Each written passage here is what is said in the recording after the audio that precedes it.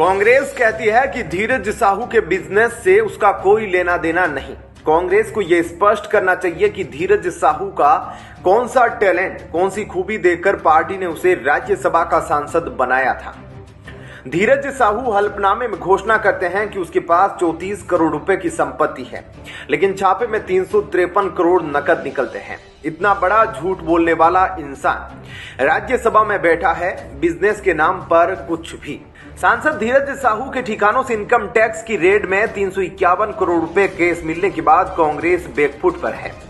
2024 लोकसभा चुनाव से पहले बीजेपी कांग्रेस को भ्रष्टाचार और ब्लैक मनी के मुद्दे पर घेरने का कोई मौका नहीं छोड़ रही है। अब बीजेपी ने बॉलीवुड एक्टर अमिताभ बच्चन की फिल्म इंकलाब के एक सीन के जरिए कांग्रेस पर जमकर तंज कसा है। दरअसल यह फिल्म 1984 में आई थी।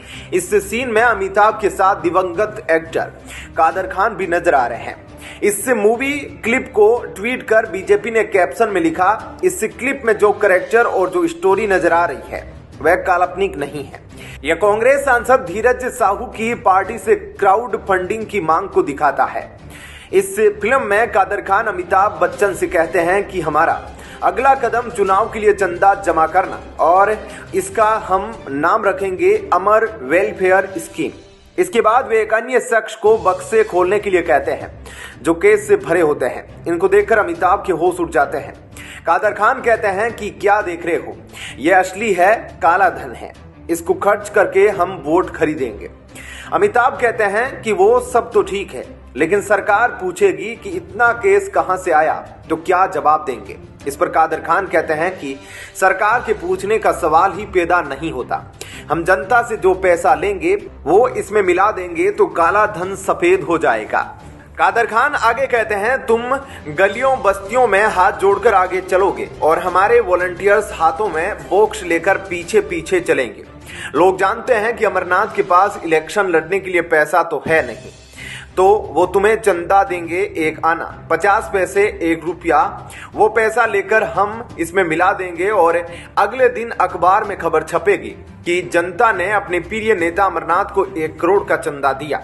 हालांकि करोड़ तो हमारा होगा, उनका तो 10-15 हजार ही होगा। तो यह है सियासत। दरअसल जब ओडिशा के बोलांगीर जिले में धीरज साहू के घर इनकम टैक्स की रेड पड़ी तो एक के बाद एक कमरे खुलने लगे। केस और ज्वेलरी से भरी अलमारियां खुली तो अधिकारियों के होश उड़ गए। केस इतना ज्यादा था कि नोट गिनने वाली मशीनें भी हाँफने लगी। बैंक कर्मचारियों सहित 200 से अधिक लोग नकदी की तलाशी और गिनती में लगे हुए थे और जब रेड खत्म हुई तो रकम निकली 351 करोड़ रुपए। यह केस ऐसे समय पर बरामद हुआ जब विधानसभा चुनावों के नतीजे आए, कुछ ही दिन गुजरे थे। कयास तो यहां तक लगाए गए कि चुनाव में जो पैसा खर्च नहीं हो पाया वो यह पैसा है। इसे देश भर में किसी जांच एजेंसी की एक कार्रवाई के तहत बरामद की गई अब तक की सर्वाधिक धनराशि बताया जा रहा है। टैक्स चोरी के मामले में एक सीक्रेट जानकारी के बाद आयकर विभाग के अधिकारियों ने 6 दिसंबर को ओडिशा में 6 स्थानों पर तलाशी अभियान शुरू किया था। ऐसे में क्या कहना है आपका इस खबर पर कमेंट सेक्शन में जरूर बताइएगा। जय हिंद, जय भारत। इधर धीरज साहू कंगाल हुआ, उसके 400 करोड़ रुपए पकड़े गए। दूसरी तरफ कांग्रेस ने चंदा मांगना शुरू कर दिया। साथियों देख लो क्या हाल है कांग्रेस पार्टी का। कांग्रेस पार्टी हर बार बेचारे खड़गे जी के साथ बुरा करती है। खड़गे जी सिर्फ और सिर्फ अध्यक्ष नाम के हैं। कांग्रेस के कार्यकर्ता उनका सम्मान नहीं करते। सबसे पहले कांग्रेस को चंदा खड़गे जी ने ही दिया। दर्द जुबान पर आ गया। कांग्रेस के राज्यसभा सदस्य धीरज प्रसाद साहू के ठिकानों से नकदी बरामदगी के मुद्दे पर भाजपा विधायकों ने झारखंड विधानसभा के शीतकालीन सत्र के दूसरे दिन भी सोमवार को सदन के अंदर और बाहर जमकर प्रदर्शन किया। सदन की कार्रवाई शुरू होने से पहले जहां विधानसभा के मुख्य द्वार पर विधायकों ने प्रदर्शन किया, वहीं सदन की कार्रवाई शुरू होते ही आसन के समक्ष पहुंचकर नारेबाजी शुरू कर दी। भाजपा के हंगामे के बीच ही वित्त मंत्री रामेश्वर उरांव ने चालू वित्त वर्ष के लिए 8,111 करोड़ 77,15,000 रुपए का दूसरा अनुपूरक बजट पेश किया। मंगलवार को इस पर चर्चा होगी। सदन की कार्रवाई शुरू होने से पहले ही धीरज साहू के साथ राहुल गांधी की तस्वीर लगी तख्तियां लेकर भाजपा विधायक प्रदर्शन करने लगे। सदन के बाहर कांग्रेस का काला साम्राज्य, झारखंड को लूट खाने की झामुमो, कांग्रेस और राजद की बीमारी जैसे पोस्टर लहराए गए। सदन की कार्रवाई शुरू होने के बाद आसन के समक्ष भी भाजपा विधायकों ने प्रदर्शन जारी रखा। हालांकि उन्हें तख्तियां अंदर ले जाने की अनुमति नहीं दी गई थी। आयकर छापेमारी में जब्त 500 करोड़ रुपए किसके हैं सवाल के साथ भाजपा विधायकों ने जमकर नारेबाजी की। साथ ही पूरे मामले पर सीबीआई जांच कराने और धीरज साहू के विरुद्ध कार्रवाई की मांग की। स्पीकर रविंद्रनाथ महतो ने इस पर हस्तक्षेप करते हुए कहा कि मामला झारखंड विधानसभा का तो ठीक है, लेकिन विपक्ष राज्यसभा और लोकसभा से जुड़ा मुद्दा उठा रहा है। सवाल किया कि क्या विपक्ष को उनका खुद का यह आचरण अच्छा लग रहा है। इस पर नेता प्रतिपक्ष अमर बाउरी ने कहा कि धीरज साहू के यहाँ जब्त पैसा झारखंड से लूटा हुआ पैसा है। उन्होंने मुख्यमंत्री हेमंत सोरेन द्वारा ईडी के समन की अवहेलना करने पर भी सवाल खड़े किए। साथ ही राज्य की खराब विधि व्यवस्था और अराजकता की स्थिति पर सदन में बहस कराने की मांग की। आलमगीर आलम ने बाउरी के सवाल पर पलटवार करते हुए कहा कि मुख्यमंत्री को ईडी ने समन किया है तो मुख्यमंत्री उसका जवाब भी दे रहे हैं। जहां तक धीरज साहू के पैसे की बात है तो यह उनकी पारिवारिक संपत्ति है। उन्होंने विपक्ष पर राजनीति करने का आरोप भी मढ़ा। इस बीच स्पीकर ने भाजपा के लगातार प्रदर्शन को देखते हुए सदन की कार्रवाई 12:30 तक स्थगित कर दी। दोबारा कार्रवाई शुरू होने के बाद शून्यकाल की कुछ सूचनाएं ली गई। इस तरह सोमवार को सदन की कार्रवाई लगभग 45 मिनट ही चल सकी। इधर अनुपूरक बजट पेश होने के बाद सदन की कार्रवाई मंगलवार पूर्वाह्न 11 बजे के लिए स्थगित कर दी गई। ऐसे में क्या कहना है आपका इस खबर पर कमेंट सेक्शन में जरूर बताइएगा। जय हिंद, जय भारत। 11 साल पहले एक उभरते हुए नेता अरविंद केजरीवाल ने निम्न ट्वीट किया था, जिसको हमारे दिल्ली केजरीवाल जी को फिर से पढ़ना चाहिए और कट्टर ईमानदार केजरीवाल की बात मानते हुए हमारे मंत्री को तुरंत त्याग पत्र देकर ईडी के सामने पेश हो जाना चाहिए। प्रवर्तन निदेशालय ने दिल्ली के मुख्यमंत्री अरविंद केजरीवाल को शराब घोटाला मामले में पूछताछ के लिए तीसरी बार नोटिस भेजा है। पहली बार वे इस तर्क पर हाजिर नहीं हुए कि ईडी ने अपने पत्र में उन्हें बुलाने का स्पष्ट कारण नहीं बताया था। तब उन्होंने पूछा था कि उन्हें किस हैसियत से बुलाया गया है, दिल्ली के मुख्यमंत्री या फिर आम आदमी पार्टी के संयोजक की हैसियत से। दूसरी बार के नोटिस पर भी उन्होंने लगभग इसी आशय का पत्र लिखकर स्पष्टीकरण मांगा और कहा था कि ईडी का नोटिस राजनीति से प्रेरित है। हालांकि इस महीने मिले नोटिस में दिए गए समय पर वे अपने पहले से तय विप सेना कार्यक्रम के लिए बाहर रहने वाले थे। अब शायद उनके पास ऐसा कोई तर्क न हो। अरविंद केजरीवाल लगातार बयान देते रहे हैं कि वह कट्टर ईमानदार व्यक्ति है और उनके पास छिपाने के लिए कुछ नहीं। इसलिए स्वाभाविक ही पूछा जाता है कि अगर ऐसा है तो वे प्रवर्तन निदेशालय के सवालों से बचने का प्रयास क्यों कर रहे हैं। उन्हें निदेशालय के सामने अपना पक्ष रखना ही चाहिए ताकि स्पष्ट हो सके कि वास्तव में ईमानदार है और शराब घोटाले में उनकी कोई भूमिका नहीं है। मगर शराब घोटाला संबंधी जांच को पहले ही दिन से राजनीतिक रंग दे दिया गया। पहले तो आम आदमी पार्टी के नेता जुबानी बयान देकर यह साबित करने की कोशिश करते रहे कि नई आबकारी नीति पूरी तरह कानून सम्मत थी और उसके तहत किसी प्रकार का घोटाला हुआ ही नहीं। फिर उपराज्यपाल के जरिए केंद्र सरकार पर निशाना साधते रहे कि वह दिल्ली सरकार को अस्थिर करने का प्रयास कर रही है और उसे काम नहीं करने देना चाहती। मगर शराब घोटाले से संबंधित जांचों में मिले तथ्यों के आधार पर आम आदमी पार्टी के दो नेता सलाखों के पीछे जा चुके हैं। मनीष सिसोदिया और संजय सिंह दोनों की जमानत अर्जियों पर सुनवाई करते हुए अदालत कह चुकी है कि प्रत्यक्ष या परोक्ष रूप से दोनों इस घोटाले में शामिल होने के तथ्य मिले हैं। इसलिए अब दिल्ली सरकार और आम आदमी पार्टी के पास यह तर्क नहीं रह गया कि दिल्ली शराब घोटाला उपराज्यपाल की तरफ से रची गई साजिश जैसा बेबुनियादी मामला है। इस मामले को लेकर पहले ही काफी भ्रम फैलाया जा चुका है। अब इसकी हकीकत पर से पर्दा उठने का इंतजार सभी को है। यह तभी हो सकता है जब इससे संबंधित जांच पूरी हो सके। जब भी किसी सत्ताधारी दल या उसके नेता पर किसी अनियमितता के आरोप लगते हैं तो वे प्राय उन्हें बेबुनियाद और सरकार को अस्थिर करने की साजिश के रूप में ही प्रचारित करने का प्रयास करते हैं। इस तरह इतनी बार राजनीतिक बयानबाजियां और सड़कों पर धरने प्रदर्शन आदि आयोजित किए जाते हैं और कि आम लोगों में भ्रम की स्थिति बन जाती है, जबकि लोकतांत्रिक प्रक्रिया के तहत अपेक्षा की जाती है कि संबंधित नेता साक्ष्य के जरिए उन आरोपों को खारिज करे और जनता के सामने खुद को निर्दोष साबित कर सके। आम आदमी पार्टी के नेता और उसके संयोजक अरविंद केजरीवाल अपनी ईमानदारी का दावा करते नहीं थकते, इसलिए अब उन्हें हकीकत सामने लाने में सहयोग करने से नहीं बचना चाहिए। यह भय दिखाकर लोगों को भ्रमित करने से बचाव का रास्ता नहीं मिल जाता कि ईडी उन्हें जेल में डालना चाहती है। क्या कहना है आपका इस खबर पर कमेंट सेक्शन में जरूर बताएं। जय हिंद, जय भारत। केजरीवाल की खांसी की बीमारी पहले से ही थी, परंतु भ्रष्टाचार की बीमारी कांग्रेस से लगी है।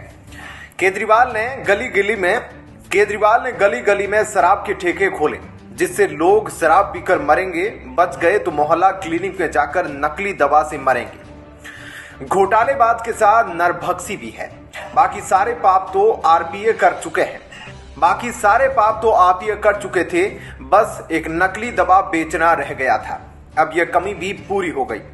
मोहल्ला क्लिनिक में नकली दवाइयों की बिक्री की जांच एलजी ने सीबीआई को दे दी है। जितनी तेजी से केजरी गैंग अर्श से फर्श पर पहुंचा, उसकी दोगुनी तेजी से रसातल में पहुंचेगा। बीजेपी ने कहा, दिल्ली की जनता समझ रही है। सरकारी अस्पतालों में नकली दवाओं के वितरण में मंत्री सौरभ भारद्वाज ही नहीं, खुद मुख्यमंत्री अरविंद केजरीवाल की भूमिका संदिग्ध है। दिल्ली भाजपा सौरभ भारद्वाज की बर्खास्तगी की मांग को लेकर 27 दिसंबर को धरना प्रदर्शन और विरोध करेगी। दिल्ली के उपराज्यपाल विनय कुमार सक्सेना ने बीते दिनों मुख्य सचिव नरेश कुमार को पत्र लिखा था। इस पत्र में उन्होंने मांग की थी कि दिल्ली में चल रहे सरकारी अस्पतालों में नकली दवा के मामले में सीबीआई जांच कराई जाए। इस मामले पर अब दिल्ली भाजपा के अध्यक्ष वीरेंद्र सचदेवा ने कहा कि वो मोहल्ला क्लिनिक नहीं है, बल्कि वो मौत का क्लिनिक है। यह बड़े ही शर्म की बात है कि दिल्ली के अस्पतालों में फर्जी दवाइयां उपलब्ध कराई जा रही है। जुलाई में सैंपल लिए गए थे और अक्टूबर में रिपोर्ट जारी की गई थी। उन्हें नकली दवाओं को जब्त करने का आदेश देना चाहिए था। आज वे खुद को बचाने के लिए अधिकारियों पर आरोप लगा रहे हैं। बुधवार को हम आम आदमी पार्टी कार्यालय पर बड़ा प्रदर्शन करेंगे और दिल्ली के मुख्यमंत्री और स्वास्थ्य मंत्री के इस्तीफे की मांग करेंगे। इससे पहले वीरेंद्र सचदेवा ने कहा था कि दिल्ली की सरकारी अस्पतालों में जो इलाज करवा रहे हैं वो भगवान की कृपा से जीवित है। उन्होंने कहा, विजिलेंस और लैब रिपोर्ट हमारे पास है। सरकार जनता की जान के साथ खिलवाड़ कर रही है।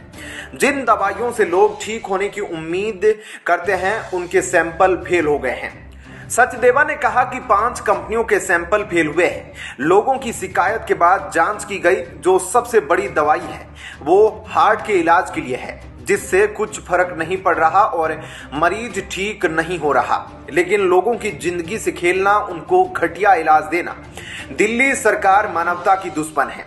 बता दें कि दिल्ली के उपराज्यपाल ने अप्रमाणिक दवाइयों की खरीद के मामले में जांच के आदेश दिए थे। दरअसल लोगों की शिकायतों पर आप सरकार ने अस्पतालों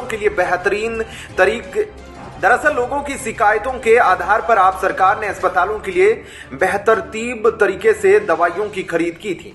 जब इन दवाइयों का परीक्षण किया गया तो ये दवाइयां सरकारी और निजी परीक्षण प्रयोगशालाओं की टेस्ट के मापदंडों में फेल हो गई।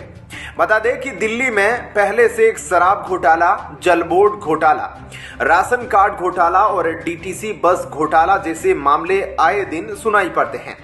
ऐसे में अब दिल्ली के सरकारी अस्पतालों में अप्रमाणिक दवाइयों का विवाद गरमाया हुआ है। क्या कहना है आपका इस खबर पर कमेंट सेक्शन में जरूर बताएं। जय हिंद, जय भारत। क्या गजब का क्रांतिकारी शख्स है। कन्हैया का वकील, हार्दिक का वकील, रोहिंग्या के पक्ष में वकील, राम मंदिर के विरोध में वकील, लव जिहाद के पक्ष में वकील, ट्रिपल तलाक के पक्ष में वकील, कपिल सिब्बल, हिंदू और हिंदुस्तान विरोधियों का सिंबल। कपिल सिब्बल की पिछली कुछ उपलब्धियां: हार राम मंदिर केस, हार राफेल केस, हार 370 केस, हार पेगासिस केस, हार ईडी और पीएमएलए केस, हार नोटबंदी केस, हार आधार कार्ड केस, गिनती जारी है। यह हारकर भी करोड़ों कमाने वाले वकील है। लालू को जमानत दिलाने के बदले इन्हें राज्यसभा सदस्य बनाया।